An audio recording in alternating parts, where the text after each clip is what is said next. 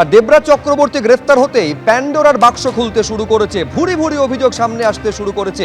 এরকম একটি অভিযোগ, যেখানে স্বাস্থ্য কেন্দ্র ছিল, সেই স্বাস্থ্য কেন্দ্রের ওপরে তৈরি হয়েছে টেনিস একাডেমি। একটি স্কুল ছিল, সেই স্কুলের জমিতে স্কুল বন্ধ করে ব্যাডমিন্টন প্রশিক্ষণ কেন্দ্র তৈরি হয়েছে। আর দেবরাজ বাহিনীর বিরুদ্ধে অভিযোগ, দক্ষিণ দমদমের 18 নম্বর ওয়ার্ডের বাসিন্দারাই অভিযোগ করছেন। এই হচ্ছে সেই ব্যাডমিন্টন একাডেমির ছবি আপনারা দেখতে পাচ্ছেন। রাজারহাট গোপালপুরের বিজেপি বিধায়ক তরুণজ্যোতি তিওয়ারির কাছে এই নিয়ে ক্ষোভ উগরে দেন আজকে বাসিন্দারা। শুধু স্কুলের জমি দখল নয়, এলাকায় বেআইনি নির্মাণও অভিযোগ করছেন বিজেপি বিধায়ক।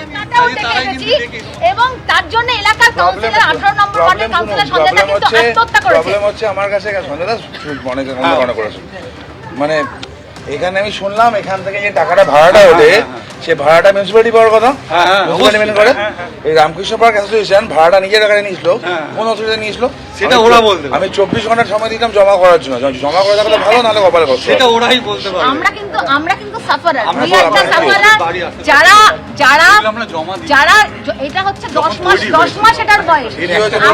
এটা চারদিকটা একটু প্লিজ আপনি প্রদক্ষিণ করে দেখবেন যে এলাকা যারা ফ্ল্যাটে থাকে, এলাকার সমস্ত বন্ধ হয়ে গেছে, আলো হাওয়া বাতাস পুরো বন্ধ। একটা যদি আগুন লাগে না কোনো বাড়িতে, দমকল পর্যন্ত ঢুকতে পারবে না। তাই এলাকাবাসীরা যারা দেবরাজের বড় বড় কাটআউট দেখে এসেছি, কাটআউট দেখে এসেছি, এবং তার জন্য এলাকার কাউন্সিলর 18 নম্বর ওয়ার্ডের কাউন্সিলর সঞ্জয় দা কিন্তু আত্মহত্যা করেছে। প্রবলেম হচ্ছে আমার কাছে সঞ্জয় দা অনেক মনে করেছে, মানে এখানে আমি শুনলাম এখান থেকে যে টাকাটা ভাড়াটা ওঠে, সে ভাড়াটা মিউনিসিপ্যালিটি পাওয়ার কথা, মিউনিসিপ্যালিটি করে এই পেছনে কে দিদি? এই পেছনে নিরাপদ মানুষগুলোকে বলবেন কেন? পেছনে কে? দেবরাজ, অদিতি মুন্সি এবং সঞ্জয় দা কথা ধরিতে জানেন তো খারাপ হয়ে যায়। সেরকম ভাবে সঞ্জয় দা যখন এখানে এসেছিল ভালো মানুষ ছিল, পচা আমের ঝুড়িতে ওনাকে ভালো আমটা কোনদিন ভালো মানুষ ছিল না। সঞ্জয় দাস মরে গিয়ে বেঁচে গেছে, বেঁচে থাকতো জেলে যেত। আমি সিম্পল কথা বলছি, এখানে ধরুন এই যে রাস্তাগুলো 1.5 ফুট 1 ফুট গ্যাপ, লোকে কম দামে ফ্ল্যাট কিনে নেয়। কেন কেনে? একটু কম পাবে। ইলিগাল কনস্ট্রাকশন রমরমা। আমি আবার বলছি সরকারের দোষ, আমি আবার বলছি মিউনিসিপ্যালিটির দোষ, একই সাথে আমারও দোষ। আমার মানে আমি ব্যক্তি তরুণ না, একসাথে আমি নয়, যারা কিনছে তাদেরও দোষ। কারণ তারা দেখছে কমে পাচ্ছে, তারা নিয়ে নিচ্ছে। এই তো হচ্ছে ইস্যু। এবার যদি এগুলোকে ভাঙা শুরু হয়, পাবলিক সাফার করবে। লিগালি হলে এই বিল্ডিংটা থাকা উচিত নয়, যেমন এটা কভার হওয়া উচিত। হচ্ছে স্কুলটা বন্ধ করে সেখানে ব্যাডমিন্টন কোর্ট, এটা কিছু জায়গা। এটা দেখো, এটা নাকি স্বাস্থ্যকেন্দ্র, স্বাস্থ্যকেন্দ্রের ওপরে টেনিস একাডেমি। কি করে হয়? আরো মজার ব্যাপার আছে, মিউনিসিপ্যালিটি থেকে 60,000 টাকা যে ভাড়া নেওয়া হয়, মিউনিসিপ্যালিটিতে কোনোদিন জমা হয়নি। পুরো টাকাটা জমা হতো গিয়ে সঞ্জয় দাসের পকেটে। এটাকে ভাগ করে দেওয়া হয়েছিল, মাদার যাকে দেওয়া হয়েছিল, তারপরও পার্ট করা হয়েছিল, সেখান থেকে টাকা উঠতো। এটা ছোট সিন্ডিকেট না, এটা হিউজ সিন্ডিকেট। কোনো জায়গা বাদ দেয়নি। এই 18 নম্বর ওয়ার্ডে কিছু অনুষ্ঠান বাড়ি আছে, সরকারের পক্ষ থেকে বানানো, মিউনিসিপ্যালিটি বানানো, সেগুলো টাকা ভাড়া সঞ্জয় দাসের পকেটে যেত প্রত্যেকটা কেসে। আপনি কোনো ব্যবস্থা নেবেন? হয়েছে আরো মজার কেস, আপনি কোনো ব্যবস্থা হচ্ছে তো। দেবরাজ জেলে কেন গেছে?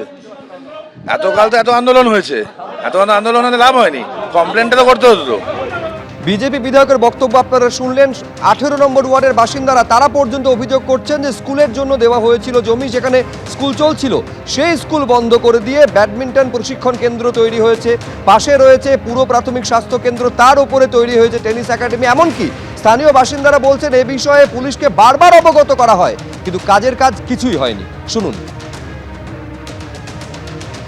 সঞ্জয় দাস এখানে দেবরাজের প্রভাবে, আপনি বলুন নাই বলুন, সেটা আমরা এখানকার এলাকাবাসীরা প্রত্যেকে জানি, একটা জায়গার ফাঁকা রাখেনি। আদতে রয়েছে দেবরাজ পেছনে একটা, মানে যত না মমতা বন্দ্যোপাধ্যায় ছবির প্রচার হতো, তার থেকে বড় বড় ছবি আমরা দেখে অভ্যস্ত দেবরাজের ছবি, এবং তার প্রচারে হচ্ছে এলাকার কাউন্সিলর সঞ্জয় দাস। এবারে আপনি দেখুন যে এখানে এলাকার ছোট, এটা স্কুল ছিল, এটা যেটা দেখছেন খেলাঘরে অনুষ্ঠান হচ্ছে, একটা ছোট্ট স্কুল ছিল।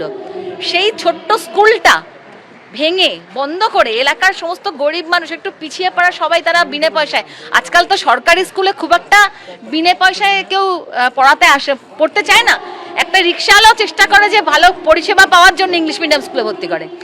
তো এখানে একটা স্কুল ছিল যেখানে সত্যি গরিব মানুষের পিছিয়ে পড়া সম্প্রদায় সমাজ, তো তারা এসে পড়াশোনা করতো বাচ্চারা, সেই স্কুলটা বন্ধ করে মিড ডে মিল চলতো, স্কুলটা বন্ধ করানো হলো। কারণ পিছনে কি আমাদের রটানো হলো এটা নাকি একটা বৃদ্ধাশ্রম করা হবে। সেই বৃদ্ধাশ্রমও গেল, কারণ যে জমিটা দান করেছিলেন এখানে স্কুলের জন্য তার পার্সোনাল জমি উনি স্কুল করতে দিয়েছিলেন। স্কুল বন্ধ করে খেলাঘর, স্কুল বন্ধ করে খেলাঘর বলবেন না, বলুন বিজনেস পারপাস। এখানে কেউ বিনে পয়সায় কেউ, আমরা জিজ্ঞেস করেছিলাম এটা ওঠার সময় সঞ্জয় দাসকে, আপনি তো এলাকার সমস্ত পার্ক বন্ধ করে দিলেন, খেলাদের বাচ্চাদের একটা সুন্দর খেলার পার্ক ছিল, সেই পার্কটাতে আমাদের বাচ্চা কাচ্চারা খেলে বড় হয়েছে, সেই পার্কটা বন্ধ করে দেওয়া হলো। সেই পার্কটা বন্ধ করে সেখানেও বিজনেস সেন্টার হলো, কি না বিয়ে বাড়ি তৈরি হলো। আপনারা লিখিত অভিযোগ করেছিলেন থানাতে? একবার নয়, একাধিকবার। তো আপনাদের একই সেম, আমরা ভুক্তভোগী, আমরা সাফারার। এই দিনের গরমে এই বাচ্চা নিয়ে বাড়িতে থাকতে পারি না, ফ্যান চালাতে পারছি না। হ্যাঁ, এই বাচ্চা নিয়ে এই গরমে এই ঘরে থাকতে পারছি না। গরমে আমরা মারাত্মক কষ্ট পাচ্ছি। আপনারা কি বলবেন, ক্ষমতার অপব্যবহার হয়েছে? হ্যাঁ অবশ্যই, এবং আমরা প্রত্যেকে ভয় পেয়েছি। আর একটা ছোট্ট কথা বলছি, সেটা হচ্ছে ছোটবেলায় আমরা বল খেলতাম এবং বল ঢুকে যেত, স্যার আমাদের দুবার কান ধরে উঠবোস করে তারপর বল ফেরত দিত। আগে মানুষের জীবন, আগে ফুর্তি। এবিপি আনন্দ, এগিয়ে থাকে, এগিয়ে রাখে।